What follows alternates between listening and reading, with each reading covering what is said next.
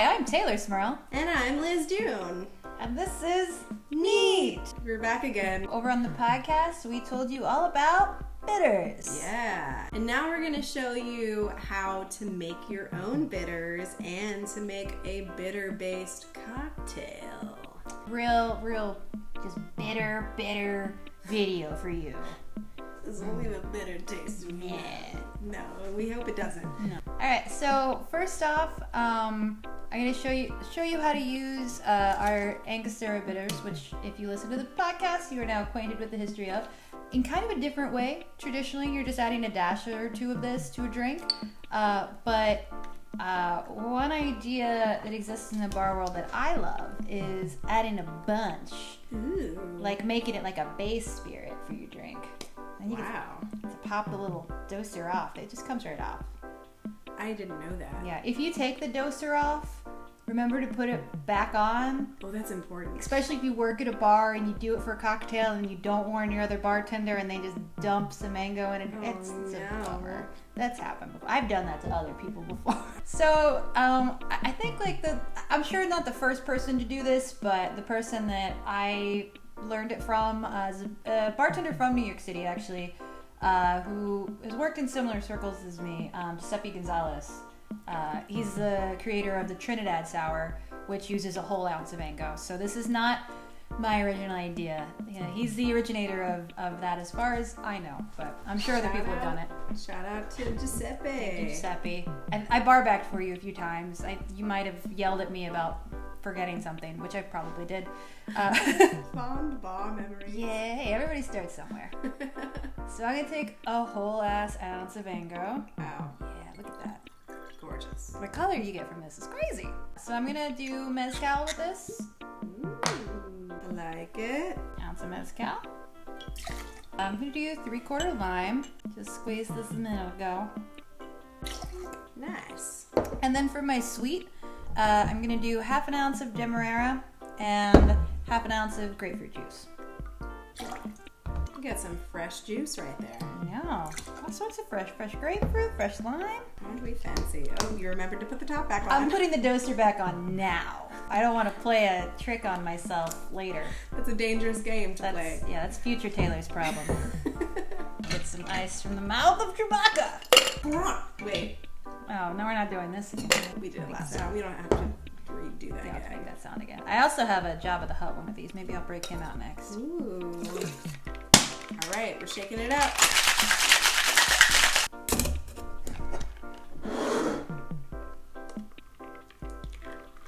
Ooh. Yeah, it's the color you get from using a lot of mango is a little crazy. It's pretty. It's very opaque. It looks like autumn in a glass. It is very autumn, and it smells very autumn. Put a little lime wheel. She does float. She floats. All right. Yeah. Go. Well, thank you. A little. Huh? That is good. It does taste like fall. Oh yeah, I like that a lot. Yeah. So there you go. If you wanna settle your stomach, but also have a cocktail. The jury's out on whether it will actually settle your stomach.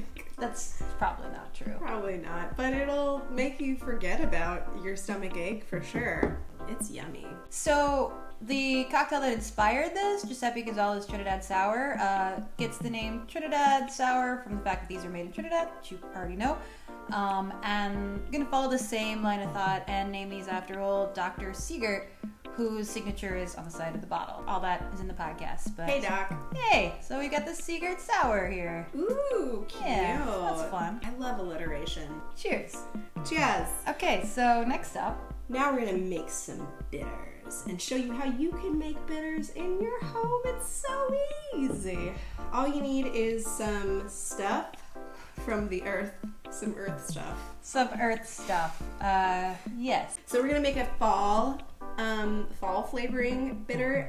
That's a lot of stuff right there. Yeah, it's all like whenever you're kind of figuring out a bitter, you are adding flavoring and then also bittering agents. So some of these, like the Gentian is like intensely bitter.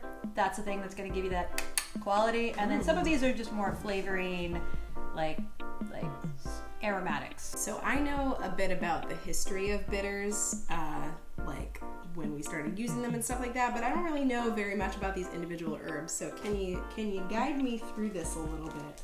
How much should I take and what should I start with? So we're gonna do like about a 4-ounce jar of bitters. For all of this stuff, we're only gonna use a little bit of each.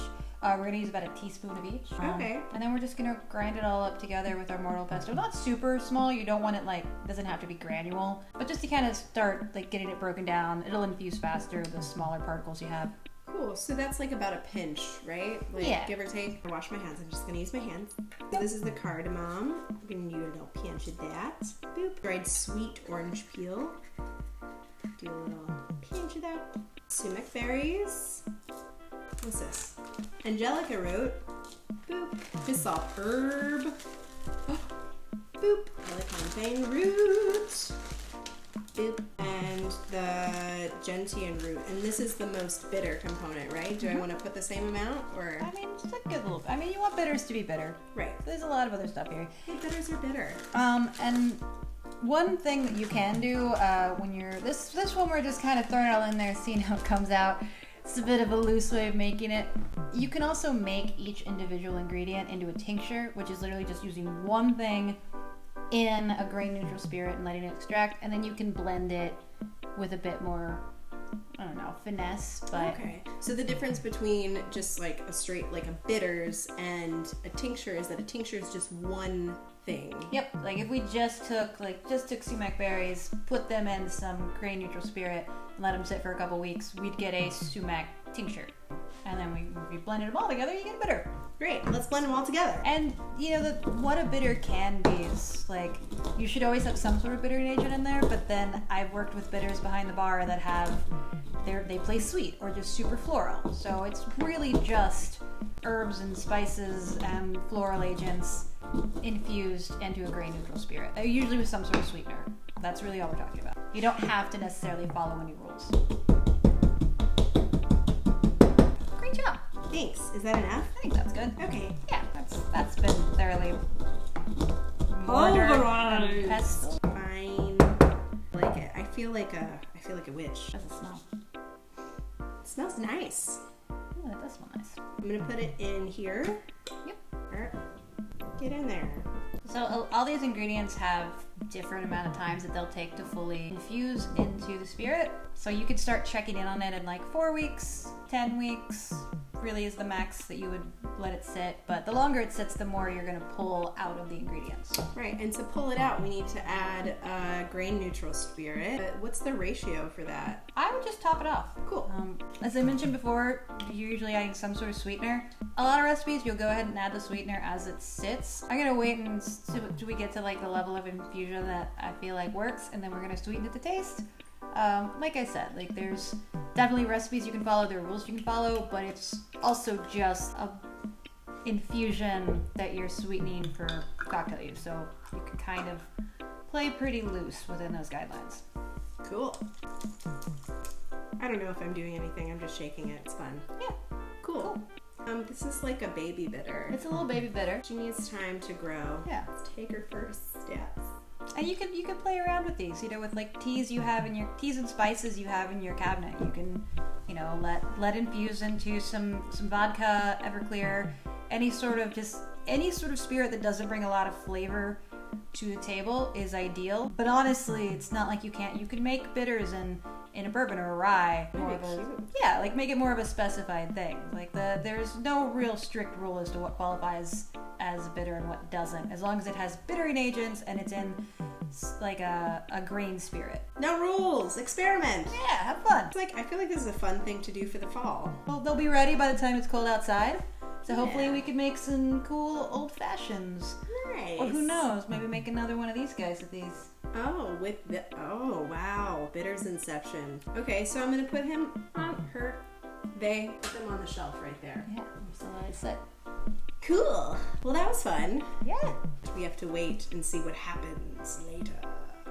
Hopefully they'll not be. Well, we want them to taste pretty good. I mean, we want them to be bitter. Yeah. Maybe we don't want them to be too bitter, but no, pretty bitter. Yeah. We want the bitters to be bitter. That's not like a pun or alliteration or anything. I'm just saying bitter a lot. Yeah. That's just the same word over and over again. Yeah. So we'll check back in on those in a couple weeks. We will update you on how they come along. Have fun experimenting at home, making your own stuff. Thank you to all of our wonderful Patreon contributors. Thank you to Absurdus for our theme music. And thank you to you for watching and listening. Go check out our podcast too. If you only watch the videos, that's cool if you just want to watch the videos. But we have a podcast. If you do want to help us out a little bit, we've got a Patreon. So that link is going to be in the description, as well as the recipes for this. I've been Taylor Smurl. And I've been Liz June. And this has been Neat. Thank you. Bye. Bye. Go get bitter.